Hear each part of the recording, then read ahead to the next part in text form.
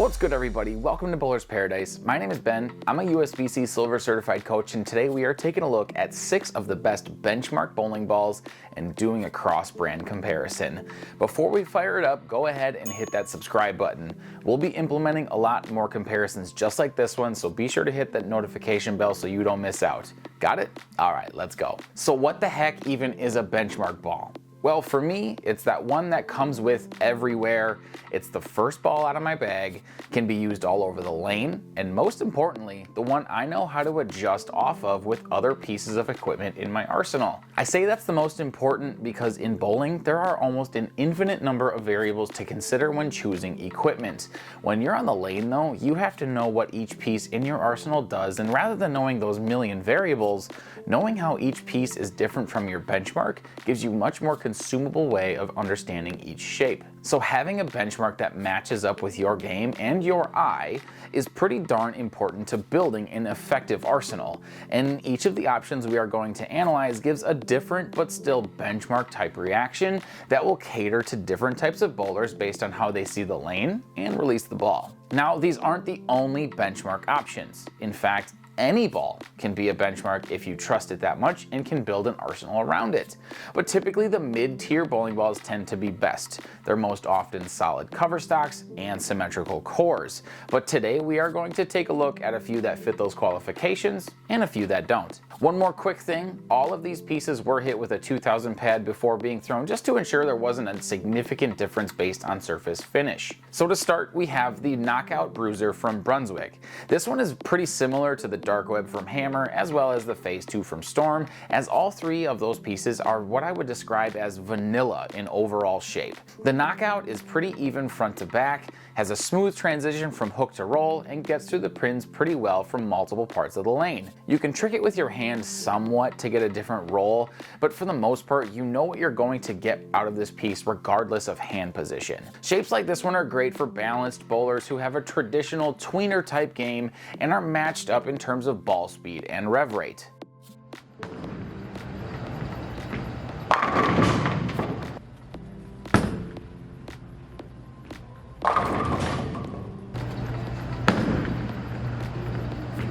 Next up, we have the DV8 Verge Solid. I talked this one up a bunch in the Nationals Arsenal series, and these shots illustrate exactly why.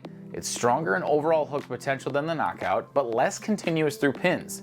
That type of reaction increases pocket control and eliminates some split potential with the trade-off of leaving some soft corner pins.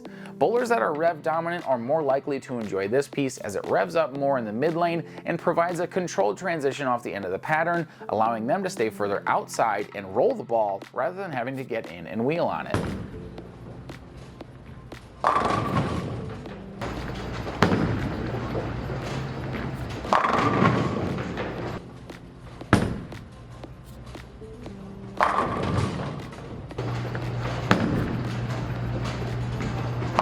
Then we stay within the DV8 brand, but mix it up a little with the all-new Troublemaker.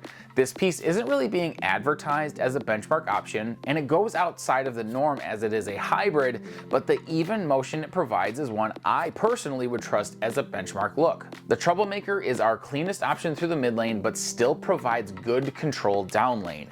I think this one is great for just the people it's made for.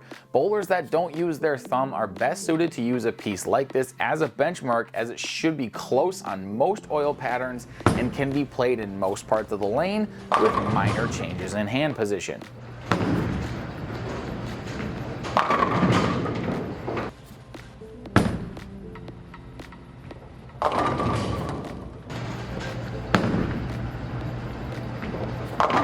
Next up is the hyped Solid from Roto Grip. This one is probably on its way to being discontinued, which is a huge bummer as I really enjoyed this piece, but just as most other HB2 balls, it just doesn't seem to sell. This one provides the most down lane angle out of all of our options today, as it really emulates what the IQ Tour Solid used to be able to do in having a good hook, set, and roll shape. Bowlers with a lot of axis rotation should enjoy this piece most, as it plays into the strengths of their game and it won't force a change in hand position to do the right thing down lane.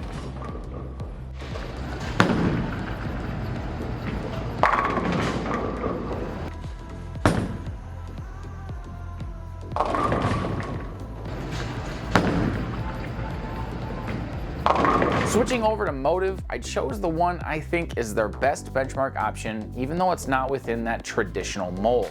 The Black Venom features the strongest cover in Motive's line and an asymmetrical core, but it's got an even and predictable shape on the lane.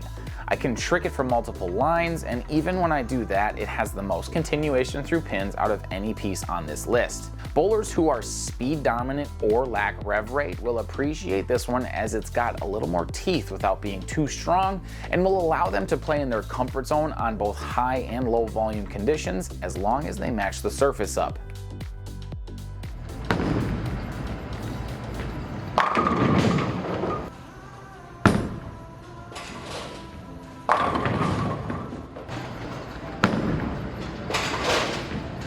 And last, but certainly not least, is the Roto Grip TNT. To be honest, the only reason I chose this one is because it is what I am using as a benchmark for myself. It's the first ball on the rack for me, as it is the strongest overall and uses the differential well to create forward roll down lane. That's what I like to see. Easy angles off the end of the pattern, and this TNT does that while also getting through the pins really well. Bowlers with limited axis tilt will enjoy this option, as it clears the fronts better than most solid cover stock bowling balls and gets off the spot evenly without rolling out.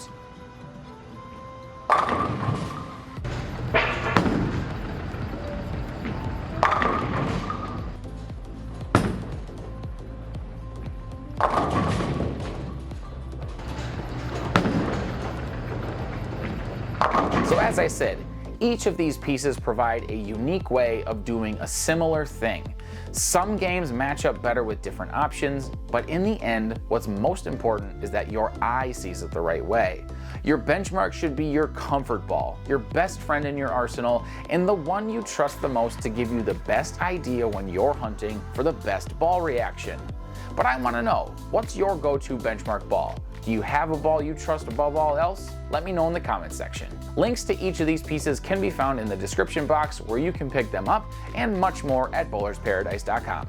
Be sure to use the discount code YouTube at checkout for free shipping. Huge thank you to Dale's Weston Lanes for letting us film this video. If you haven't yet, like this video, subscribe to the channel, and hit that notification bell for more ball and product reviews. And as always, remember you guys, having the right ball in your hand, now that's a bowler's paradise. Peace.